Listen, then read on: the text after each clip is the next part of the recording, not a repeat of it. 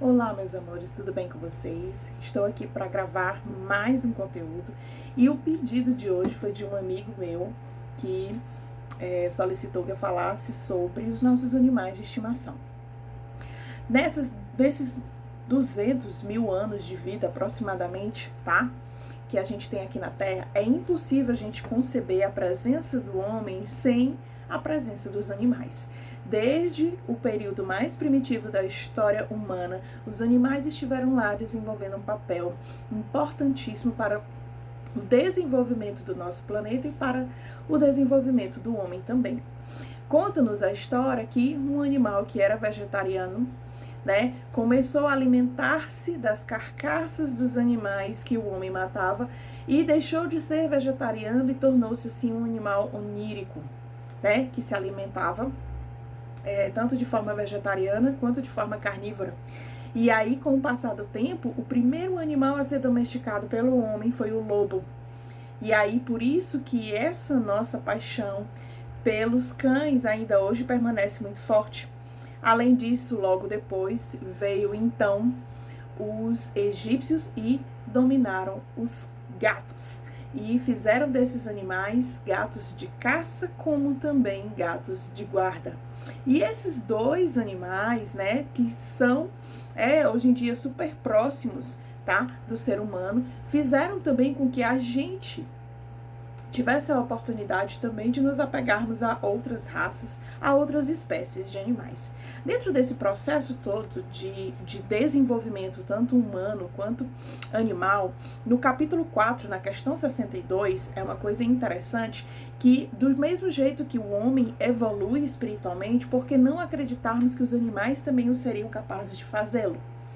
E aí, nessa questão, o Kardec ele pergunta, né, para os espíritos, né, sobre essa questão da matéria orgânica e da matéria inorgânica, qual seria a grande diferença? E os espíritos respondem que a diferença para a matéria animada e inanimada é a presença do princípio vital. O princípio vital é uma energia que dá vida à matéria. E, logicamente, que esse princípio vital está presente tanto no homem como também nos animais. E esse princípio que dá essa animação na matéria e faz com que esses seres possam ter a capacidade de evoluir espiritualmente, tá? E materialmente também junto com a gente.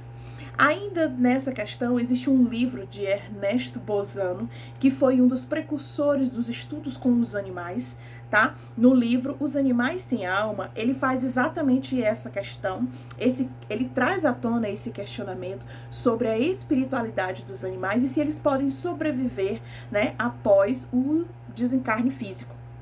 E Ernesto Bozano, dentro desse livro, ele traz mais de 130 casos de aparições espirituais de animais, tá? Bem como também da manifestação da psique desses animais.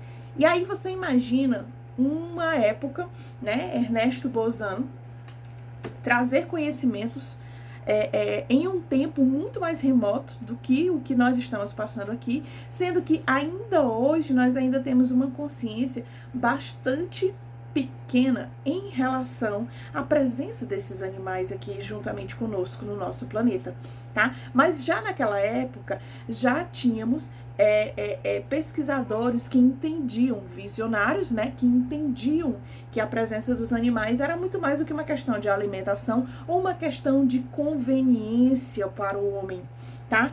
E aí, nesse livro ele responde que sim, os animais têm alma e que a alma dos animais, como a alma dos seres humanos, é uma porção da energia divina. Eu achei isso fantástico, tá? Porque se nós pararmos realmente para pensar, a nossa alma, o nosso espírito é uma centelha divina, portanto, uma parte do todo, né, que está momentaneamente separada, tá? Mas que o destino é exatamente voltar à fonte real, ok? Então, por isso que a mônada, tá?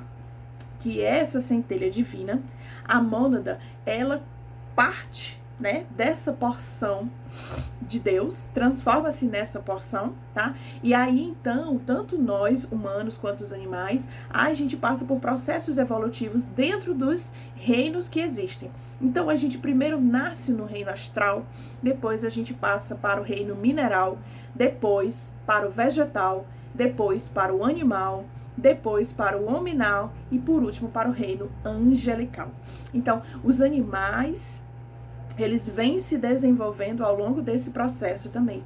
E nós, humanos, para o Espiritismo, não é surpresa nenhuma que há um dia no passado longínquo, nossa alma, nossa porção divina já tenha habitado animais, tá? Mas é diferente do que nos fala, por exemplo, algumas doutrinas que dizem, né, que a gente humano pode reencarnar em animais, tá? O Espiritismo descarta essa possibilidade porque seria um retrocesso. Mas a gente ascendendo a escala, é perfeitamente possível que no passado, há milhões de anos atrás, quando ainda éramos mônada, a gente tenha estagiado por esses reinos, eu diria inferiores, tá? Esses reinos da matéria, e tenhamos conseguido ao longo das existências e infinitas reencarnações, chegarmos hoje ao reino hominal.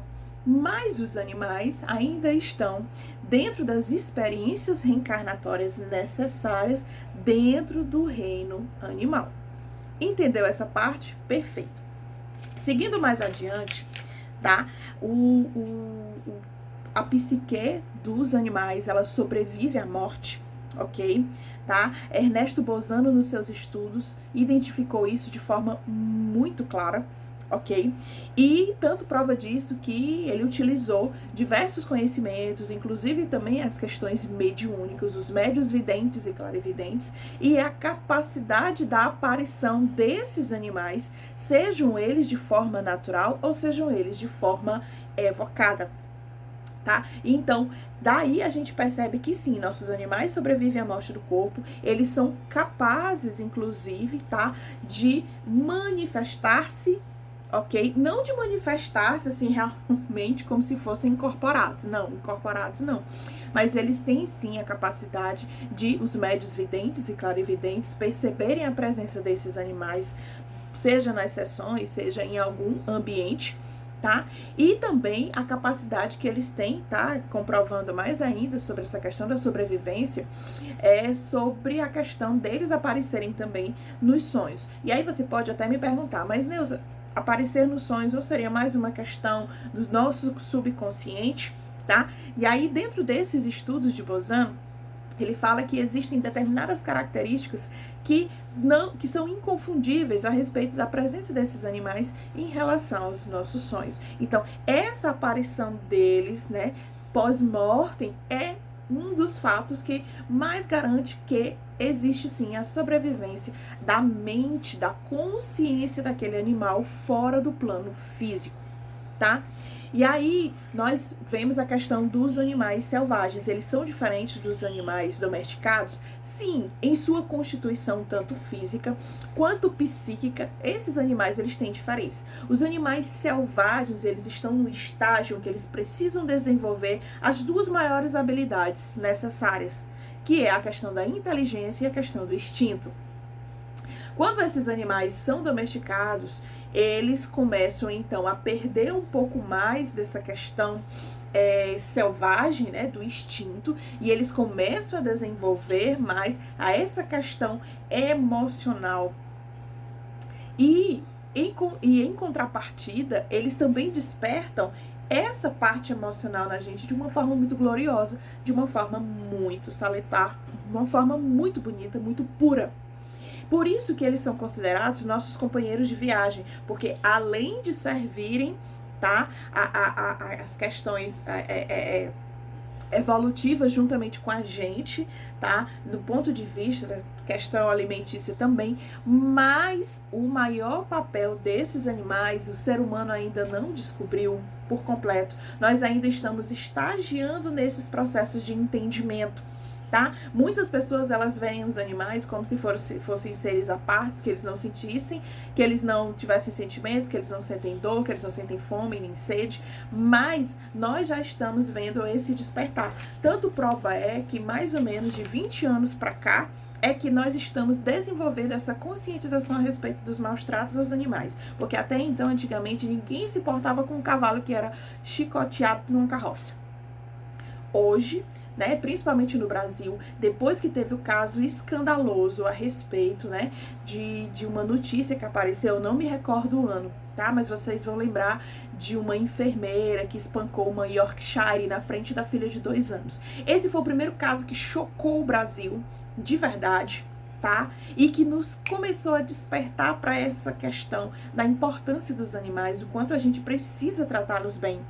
E aí, por último, o caso mais recente que nós temos, e que 20 anos depois dessa situação, a gente ainda não acordou muito bem para essa questão do desenvolvimento animal na nossa vida, é que nós temos o caso das búfalas de Brotas, tá? Que foram cruelmente abandonadas por um fazendeiro.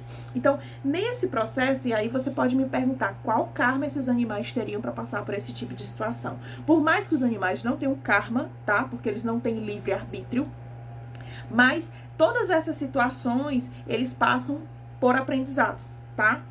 Por um aprendizado exclusivamente, ok? Quando você vê na estrada, né, por exemplo, a gente já viu aí vários vídeos que são super emocionantes na internet, né? Tipo, quando um cachorro é atropelado e o outro fica tentando reanimá-lo. Quando a gente vê cães que choram no túmulo dos seus tutores. Então daí a gente percebe como esses seres são extremamente sensíveis e como essas experiências de dor e sofrimento fazem eles amadurecerem do ponto de vista espiritual para prepararem-se para entrarem no reino hominal. Dentro dessa perspectiva, os animais domésticos já são nossos companheirinhos, tá? E nos ajudam a desenvolver sentimentos mais puros. O objetivo deles nesse processo é exatamente despertar em nós essa centelha de amor puro, de amor sincero e de amor realmente genuíno, que deveria ser por todas as criaturas, tá? E aí, dentro dessa perspectiva, você pode me perguntar, Neuza, então assim, a gente quando desencarna, a gente encontra nossos animais de estimação? Bom, nos livros que eu li, eu não encontrei essa resposta de uma forma muito clara. Por quê? Os animais, eles têm um reencarne mais rápido do que os humanos. Então, um animal, ele passa em torno de 3 a 6 meses para reencarnar novamente, tá? Então, ele passa, quando ele desencarna, dependendo da sua situação de desencarne, se for de forma violenta ou de uma forma tranquila, ele passa por um período de readaptação e logo em seguida, em pouco tempo, ele já é encaminhado para nova encarnação. Então, é possível sim que ele apareça quando nós estivermos desencarnados? Sim, é perfeitamente possível. Mas não é exatamente uma garantia, porque eles têm um processo reencarnatório muito mais rápido do que o nosso. Você vê que, em média, a gente tem o quê? Em torno de 70 a 80 anos de tempo reencarnado.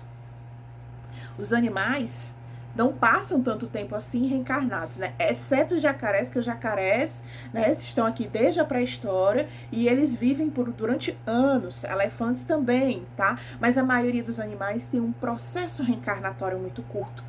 Ok? Então, dentro dessa perspectiva, pode ser que nem sempre quando a gente desencarnar, a gente vai encontrar nosso animal de estimação, porque ele já pode estar reencarnado, ele já pode ter mudado, inclusive, de espécie, ele pode estar reencarnado em um outro tipo de raça, tá? Mas eles nos visitam, isso o Chico Xavier nos deixou bem claro, que eles nos visitam, né, assim, de forma recente ao desencarne, eles nos visitam, eles têm as suas aparições em nossos sonhos, tá? E eles nos visitam também no plano físico, ok? Então, não fica um laço perdido, jamais. Tá? Tem até um filme muito bacana, né, que é 4 Vidas de um Cachorro, que mostra bem 4 encarnações diferentes em que um cachorro procura pelo mesmo tutor. E daí a gente percebe, tá, o filme, embora tenha tem uma pegada bem bacana, mas ele trata, assim, de uma realidade, né? Que a gente marca a vida desses animais, assim como eles marcam a vida da gente. E, portanto, não são esquecidos. Agora, o tempo de que eles passam junto da gente realmente é muito curto. É um tempo que deve ser usado não para que a gente maltrate eles, muito pelo contrário. É um tempo que é curto o suficiente para tornar a presença deles em nossa vida inesquecível.